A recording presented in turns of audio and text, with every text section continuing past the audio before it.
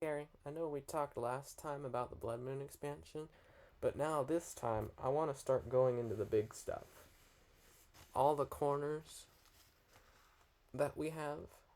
But first, let me go to the very simple corner of the city expansion. So, for how small this box is, it's crazy the amount of stuff that you actually get inside of it. So, we get an entire corner that's completely outside of the game. So, whenever things like region events that we were talking about earlier happen, this whole city corner piece is its own separate region. So, anything that happens here doesn't affect here, here, or here. In fact, whenever we're in the city, it's got its own deck that we operate with. Not the adventure deck like these, but we operate under those cards. Those are the cards that you pull from. Each one has its own draw location of how many you can draw and its own limit. Now, when it comes to actually entering the city, it's super easy. You just make sure that you roll high enough to where you can get in, because unlike the other expansions, this expansion's the only one that you can enter from a corner. So, if I roll a 5, I'd go 1, 2, 3, 4, 5, and start traveling here.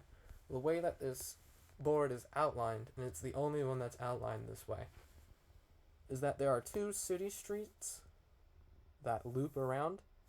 If you can see these, there's these little white arrows. This is the only corner board expansion to where the only way you can move is following the arrows. You can't travel against them.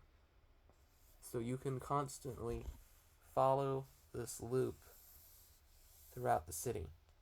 Or you can go down into the third part, the part that gold becomes the most valuable, is in all these shops that are at the bottom. So there's the temple space in that corner. But starting up here, we have a high temple, which basically allows you to spend gold and pray for certain things, and certain events will happen. There's an academy space that allows you to turn in trophies. Any amount of trophies. They can be craft or strength. It has to be a total of 7 in order to turn them in and gain more stats. There's a potion shop where you draw just the top card or the top 3 cards, depending on how much gold you spend. There's a spell shop where you can buy and sell spells. There's a magic emporium shop that has different magical items that you can buy. There's a soothsayer shop where you can buy back fate, where you don't even necessarily have to be evil like you would with the grave robber. This is the other way that you can do it. There's an armory shop with brand new weapons and armor. There's a pet shop. There's a stable shop. I'm telling you, this expansion is loaded with tons of ways to boost stats super quickly if you just have a lot of money to spend. Right here is also another way that you can gain a lot of money. These are all wanted posters. So unlike before when I said that characters have an object carrying limit of 4 objects plus whatever extensions that we have, these objects, that keyword that it says trinket, means that these are objects that do not take up your carrying space, that you can carry as many trinkets as you want. But with wanted posters, they're exactly the conditions that you need to have.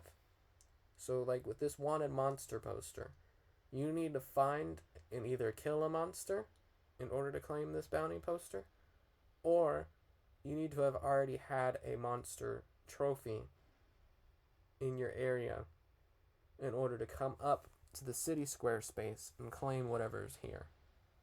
When you're trying to claim bounties in order to gain gold, with monsters and spirits and whatnot, whatever their value is.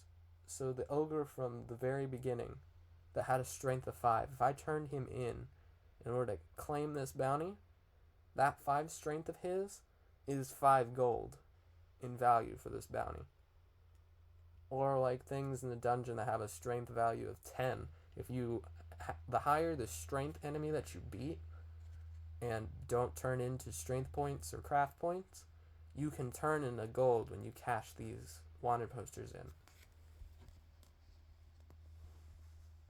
When it comes to the characters that you go after, it's all based on alignment, which is why I was saying that alignment starts to become more important later on, because it's specifically tied into the wanted posters. So any neutral character, whether it be naturally neutral or if they became neutral, which is a new concept with this corner,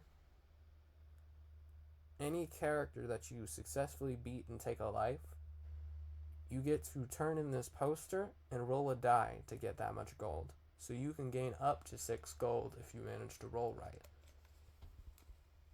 But any time that the bounties are claimed or you take a wanted poster, you have to make sure that it's replenished, because there's always, on the city gate space, gonna be 3 wanted posters up for grabs for any players to use.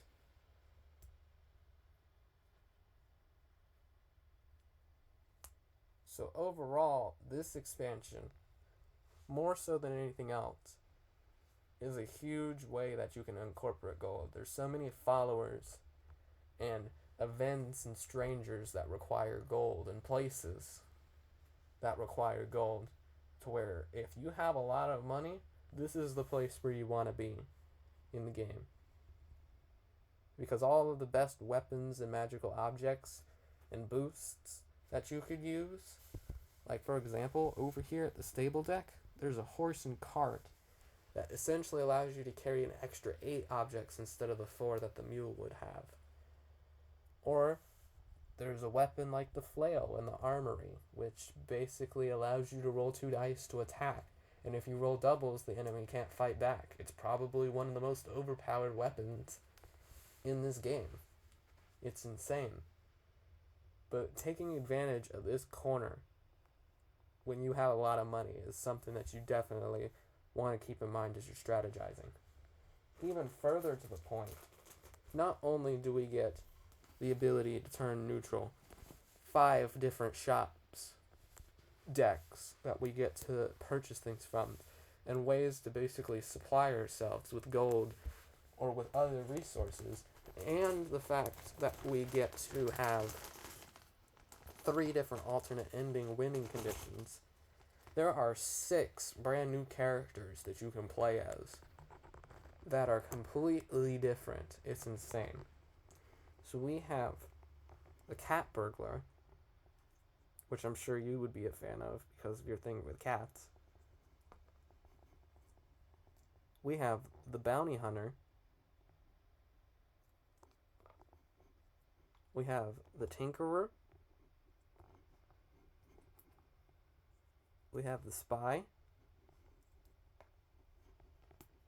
We have the elementalist. And we have the tavern maiden. So like I said, 6 characters, wanted posters, its own adventure deck with events that don't affect, with events in a region that doesn't affect the rest of the game.